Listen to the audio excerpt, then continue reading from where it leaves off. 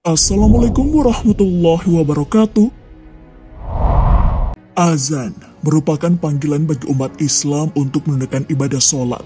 Dalam sejarahnya, Rasulullah SAW sempat mencari-cari sosok yang tepat untuk mengumandangkan azan yang pertama kalinya. Lantas, mengapa Rasulullah SAW mencari sosok untuk mengumandangkan azan?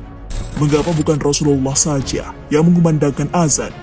Apakah Rasulullah SAW pernah mengumandangkan azan? Apa yang terjadi jika Rasulullah SAW mengumandangkan azan? Tonton video ini hingga akhir agar tidak sesat. Rasulullah SAW sempat kebingungan mencari sosok yang akan mengumandangkan azan. Rasulullah mencari-cari muazin untuk melantunkan azan yang pertama kalinya. Rincian sejarah azan hingga sosok yang menjadi muazin pertama dijelaskan dalam sebuah hadis yang diriwayatkan oleh Imam Muslim. Suatu waktu, ketika kaum muslimin tiba di Madinah, mereka berkumpul sembari menunggu waktu sholat.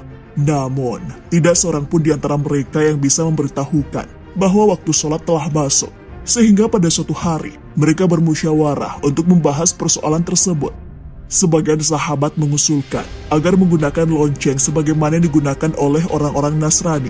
Sebagian yang lain dengan tanduk sebagaimana digunakan oleh orang-orang Yahudi dalam upacara keagamaan mereka. Namun sahabat Umar bin Khattab berkata, "Alangkah baiknya kalian menjadikan seseorang yang bertugas untuk memanggil orang-orang sholat." Kemudian Rasulullah SAW menyetujui usulan Umar dan berkata, "Wahai Bilal, berdirilah serta panggillah manusia untuk mendirikan sholat." Hadis riwayat Muslim. Bilal bin Rabah al-Habashi adalah sosok sahabat yang turut bersama Rasulullah SAW melakukan hijrah ke Madinah. Ketika Masjid Nabawi selesai dibangun, Rasulullah SAW mensyariatkan azan. Rasulullah kemudian menunjuk Bilal untuk mengumandangkan azan. Alasannya, karena Bilal memiliki suara yang merdu. Lalu Bilal mengumandangkan azan dan menjadi muazin pertama dalam sejarah Islam. Dalam beberapa riwayat dijelaskan bahwa azan pertama kali dilafalkan pada tahun pertama Hijriyah. Sejak saat itu, azan berfungsi sebagai penanda masuknya waktu sholat bagi kaum muslimin. Biasanya, setelah mengumandangkan azan, Bilal berdiri di depan pintu rumah Rasulullah SAW seraya berseru, "Hayya ala salati, hayya ala salati." Lalu ketika Rasulullah SAW keluar dari rumah dan Bilal melihat Rasulullah, Bilal segera melantunkan iqamat. Kemudian, ketika Rasulullah SAW menaklukkan kota Mekah, Rasulullah berjalan di depan pasukan muslim bersama Bilal. Saat masuk ke Ka'bah, Rasulullah hanya ditemani oleh 3 orang sahabat, yaitu Utsman bin Talhah, Usamah bin Zaid, dan Bilal bin Rabah. Sholat zuhur pun tiba. Ribuan orang berkumpul di sekitar Rasulullah SAW, termasuk orang-orang kafir Quraisy yang baru masuk Islam saat itu. Pada saat-saat yang sangat bersejarah itu, Rasulullah SAW memanggil Bilal agar naik ke atap Ka'bah untuk memandangkan azan. Bilal melaksanakan perintah tersebut dengan senang hati, lalu mengumandangkan azan dengan suaranya yang bersih dan jelas. Azan itu adalah azan yang pertama dikumandangkan di Makkah. Bilal memang dikenal sebagai muazin pertama dalam Islam. Bilal bahkan tercatat sebagai muazin pertama yang mengumandangkan azan di 2 kota suci, yakni Madinah dan Mekah. Dari sini, mungkin ada yang bertanya-tanya, mengapa bukan Rasulullah SAW yang mengumandangkan azan? Rasulullah SAW ternyata tidak pernah melantunkan azan sebagai penanda masuknya waktu sholat. Keterangan bahwa Rasulullah SAW tidak pernah azan dijelaskan oleh para ulama fikih. Mereka menerangkan perihal keutamaan antara azan atau menjadi imam sholat. Imam An-Nawawi di dalam kitab Al-Majmu' menjelaskan Rasulullah SAW lebih utama menjadi imam sholat dibandingkan melantunkan azan. Maka kemudian, Khulafaur Rasyidin juga mengutamakan menjadi imam dan mereka tidak mengumandangkan azan. Imam Al-Baihaqi dari Umar bin Al-Khattab yang mengatakan, "Seandainya saya berkesempatan untuk mengumandangkan azan saat menjadi khalifah, maka saya akan mengumandangkan azan."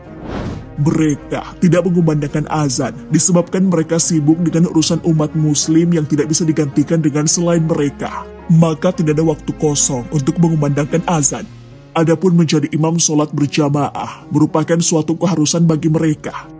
Sebenarnya, Rasulullah SAW pernah mengumandangkan azan di telinga cucunya, Hasan dan Hussein, saat dilahirkan. Hal ini sebagaimana diceritakan oleh Ubaidillah bin Abi Rafi. Dari bapaknya ia berkata, "Saya melihat Rasulullah SAW mengazani telinganya Hasan bin Ali ketika dilahirkan oleh Fatimah, sama seperti azan untuk sholat." Hadis riwayat At-Tirmidzi. Mungkin saja di antara kita ada yang penasaran, bagaimana jika seandainya Rasulullah SAW melantunkan azan, apa yang akan terjadi? Sudah dijelaskan bahwa Rasulullah SAW sama sekali tidak pernah melantunkan azan.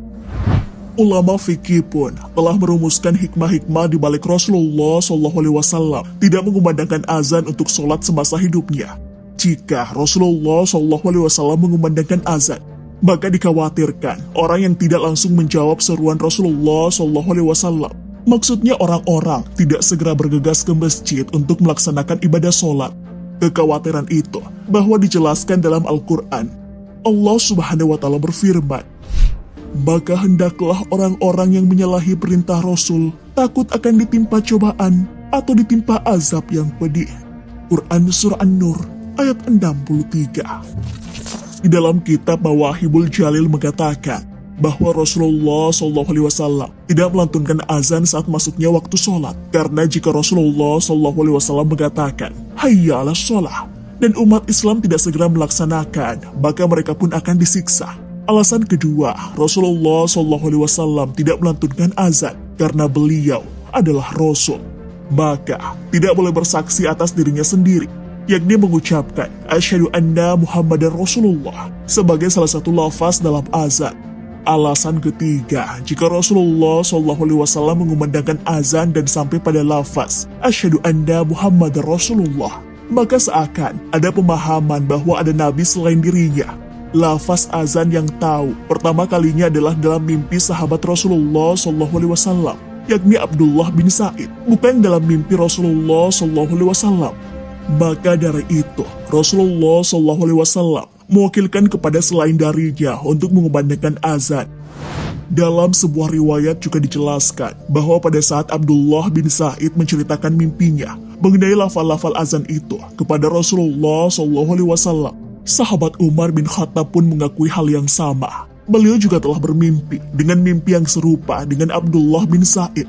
Setelah itu, Rasulullah SAW berseru sembari memuji Allah Subhanahu wa Ta'ala sebagai bentuk kegembiraan beliau dengan berita tersebut. Alasan mengapa Rasulullah SAW tidak mengumandangkan azan karena kesibukan dan sempitnya waktu beliau untuk bisa mengumandangkan azan sholat. Hal ini juga terjadi di zaman sekarang, di mana tiap-tiap pemimpin di sebuah wilayah memandatkan muazin untuk bertugas melantunkan azan ketika memasuki waktu sholat. Sebab inilah yang dicontohkan oleh Rasulullah SAW dan para khalifah terdahulu. Jika Rasulullah SAW turut melantunkan azan sebagai panggilan ibadah sholat, dikhawatirkan umatnya mengabaikan seruan sholat yang dilantunkan atau yang diserukan langsung oleh Rasulullah SAW. Sebagaimana kondisi umat sekarang ketika azan berkumandang, sebagian orang malah lebih memilih tidur dibanding bergegas untuk melaksanakan sholat. Wallahu a'lam bishawab. Wassalamualaikum warahmatullahi wabarakatuh.